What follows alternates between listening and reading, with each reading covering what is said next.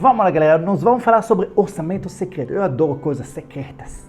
E vamos entender isso, porque hoje, em qualquer debate, quando você tem algum post da direita, da esquerda, aparece lá sempre as pessoas falam do orçamento secreto do Bolsonaro, os bilhões, a maior esquema, já ouvi, a maior esquema de corrupção do Brasil, muito maior do que o mensalão do PT, que estava pagando 30 mil reais para cada deputado todo mês para pagar conforme a bancada do PT. Esse é orçamento secreto. Então vamos lá. Fui estudar o que é orçamento secreto. Aliás, que eu recomendo a todos vocês, vão atrás. Para de aceitar o que vocês ouvem na mídia como verdade única. Vai atrás, pesquisa. Hoje tem muita facilidade para conseguir informação. Então, vamos entender isso. Então, vamos lá. Vou tentar explicar de uma maneira extremamente simples para qualquer pessoa entender o que é esse tal do orçamento secreto. Então, vamos lá. Como você sabe, todo ano tem que passar orçamento, certo? Então, a Constituição Federal define o quê? O governo, ele define o orçamento para o ano que vem. Esse orçamento, ele vai passar para o Congresso e o Congresso precisa aprovar. Isso se chama uma lei com uma previsão de gastos que o governo federal vai ter no ano seguinte. Isso é chamada Lei Orçamento Anual. Essa lei estabelece, por exemplo, qual seria a verba de cada ministério. Parte dessas despesas, obviamente, são obrigatórias, são fixos, como, por exemplo, salário dos servidores, e outra parte, bem menor, o governo pode ter mais flexibilidade para decidir quais programas, quais obras que ele vai executar no próximo ano. Agora, além disso, o orçamento tem uma parte que também fica na mão do Congresso, porque o Congresso também pode simplesmente fazer as obras, não as obras, mas vamos dizer, ele tem o poder realmente de definir como parte desse dinheiro vai ser destinado. Isso, obviamente, não é novidade, sempre existe isso.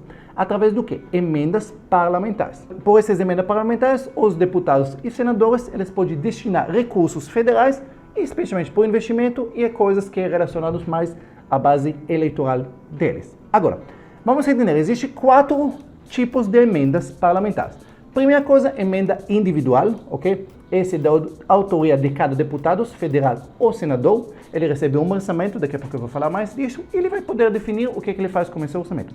Temos emendas de bancadas, que é a bancada que pode definir qual o destino que ele vai fazer para recursos. Nós temos emenda de comissão, isso é mais vários deputados para com a mesma comissão temática, tipo para saúde, para educação, tecnologia. E a última chama emenda do relator. Emenda de relator ela é realizada pelo relator responsável, escolhido naquele determinado ano, permite a destinação de verbas no orçamento público para projetos definidos para parlamentar sem, preste atenção, sem identificação destes. E ali que vem o nome orçamento secreto. Sempre existia. Mas calma, vamos explicar como esse negócio colou no governo Bolsonaro. Esse dinheiro muitas vezes foi destinado para cobrir falta de recursos para terminar algum projeto. Às vezes não era um orçamento muito grande, mas às vezes faltava em uma obra no município X, no Ceará, e aí poderia destinar recursos para terminar. Só isso, até agora. Agora, o grosso, só para vocês, até então, até 2019, o grosso dos recursos era através emendas individuais. Nesse caso, os valores distribuídos igualmente entre todos os parlamentares, e aí tinha total transparência para qual deputado ou senador, o que ele usou e que deu finalidade àquele dinheiro. Por exemplo, em 2022, o valor das emendas individuais era de 9 bilhões, e aí sendo 17,6 milhões para cada parlamentar. Então, sabia quanto ele recebeu e exatamente o que ele deu origem para esse dinheiro. Agora, o que aconteceu em 2019? Durante a elaboração da Lei Orçamentária de 2020, a decisão inicial de Bolsonaro era não aceitar indicações políticas para ministérios. Obviamente, ele não conseguiu manter isso muito, mas os princípios eram mais indicações técnicas para os cargos de ministérios. E isso é uma coisa diferenciada, porque sempre fui negociando ministérios como bancadas e uma forma de conseguir apoio deles. Agora, o Congresso, com liderança de Rodrigo Maia, obviamente que não gostou disso, estava procurando uma maneira para simplesmente sabotar o governo Bolsonaro e aumentar o poder do Congresso. Exatamente isso. Até Rodrigo Maia falou quando ele saiu da presidência do Congresso, que ele foi praticamente oposição do Bolsonaro durante 2 anos. Então a forma que ele encontrou foi genial. Eu vou pegar dinheiro do orçamento do governo federal e eu vou aumentar a emenda do relator. O que ele fez? Ele pegou dinheiro e passou mais 15 bilhões para isso, tirando o poder, presta atenção, tirando o poder do governo e de Bolsonaro. Então, para quem achou que essa lei é a autoria do Bolsonaro, exatamente o contrário, nem de Bolsonaro, muito menos do governo, porque ele tirou recursos do ministério que poderia destinar para outras coisas e passou para a mão do Congresso. Então, o que Bolsonaro fez? Ele vetou, simplesmente isso, ele vetou isso. Obviamente que ele não queria isso, mas percebeu que esse voto não vai aguentar muito, aí tentar negociar para tentar achar um meio termo. Obviamente, para você governar no Brasil, você precisa chegar para um meio termo para essa parte, mas percebeu que não ia ter meio termo com eles, que o Congresso vai querer comer todo esse bolo, e simplesmente o que ele fez? Vetou novamente.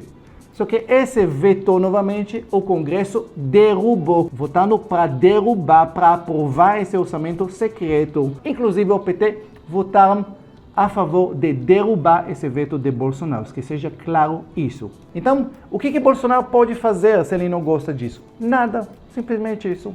Nós temos, ele pode vetar, e se o Congresso decide derrubar o veto, acabou. O Bolsonaro não tem controle mais nada. Bolsonaro não define para onde vai ser dinheiro, não define para quem vai ser dinheiro, não define para quem bancada vai receber, para que partido, se vai para o Bolsonaro, não define nada. Isso o relator, obviamente, com negociação com o presidente da Câmara, presidente do Senado, eles que decidem para onde esses recursos vão. Agora, apesar da falta de transparência sobre os parlamentares responsáveis pelas indicações das emendas, a utilização da verba destinada ao orçamento secreto é publicado no Diário Oficial da União, certo? E também esse negócio do orçamento secreto é uma coisa boa? Não, eu acho uma coisa muito ruim. Se o orçamento secreto foi para beneficiar os apoiadores de Bolsonaro, para comprar os votos deles, por que esse dinheiro chegou para o PT?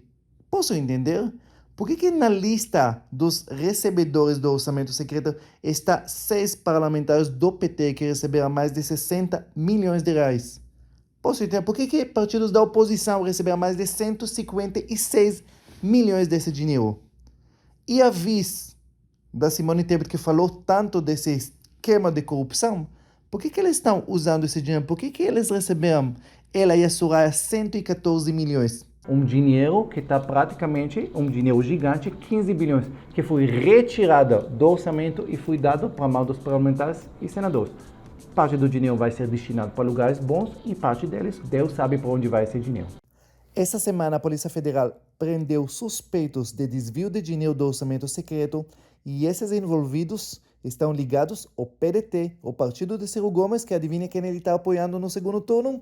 O PT. Agora, será muito melhor se esse dinheiro continuasse na mão do Ministério, com certeza seria um destino muito mais transparente e muito mais saudável para o Brasil. Mas que seja claro que isso é um fato que aconteceu, isso é uma lei que não tem nada a ver com Bolsonaro, ele não pode mudar, não pode influenciar, não pode falar, não vou passar mais esses recursos, isso não depende mais dele, nem o recurso passando e nem para onde vai. Bem, de onde você sabe tudo isso? Eu pesquiso, só isso, e vocês podem fazer a mesma coisa. Gente, estamos manipulados o tempo todo. A única forma de você se proteger é você estudar sozinho. Pega as coisas, pega os temas, se você realmente se importa. Se você não se importa, muitas pessoas não se importam, entendeu? Tanto faz. Você fala mal do candidato do outro, tô feliz. Você fala bem do meu, eu também tô feliz e tô nem aí para os fontes. Hoje nós temos acesso a informações, pelo menos por enquanto. Isso, infelizmente, até isso está em jogo agora. Mas, por enquanto, ainda temos acesso a informações. Estuda e chega para suas conclusões a respeito do certo e errado. Estamos daqui a pouco, dia 30, talvez o dia mais importante para o futuro do Brasil. Vai definir se a gente vai para a direita ou para a esquerda, se a gente vai continuar reformas, crescimento, ou se a gente vai retroceder para o passado bem sombrio e para o futuro mais ainda. Então, a escolha é sua. Que parte do mapa você vai fazer parte? Espero que esse vídeo vai te ajudar nessa decisão. Um beijo no coração e até o próximo.